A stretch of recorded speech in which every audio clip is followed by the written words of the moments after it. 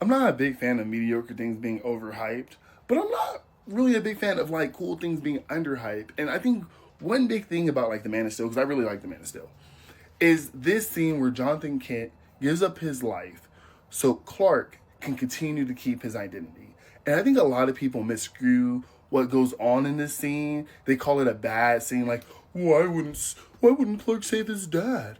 And I think people just kind of don't get the point of the scene. Clark is still in high school when the scene is happening. He's still a young man. He's still just learning that he has extraordinary powers. Mom and Pa Kent are telling them all the time, like, look, we don't want you using your powers. We want you to stay safe. We want you to keep your secret. We want you to keep your innocence. Clark is still disobeying them. He saves the kids on the bus. He's still doing things around the town. I think even the prequel comic shows a little bit of some of the actions he does.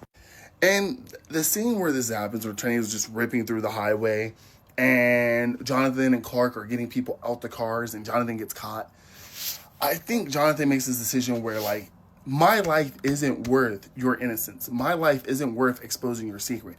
My life isn't worth your world being turned upside down. And that's when Jonathan makes that decision to give up his life.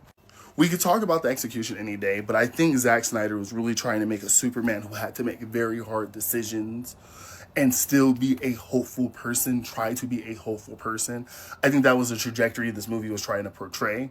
And I think if Batman v Superman was different, we would have got that. But the setup is there. The setup of a hard decision-making Superman that still inspires hope. I think that starts to encapsulate with this scene.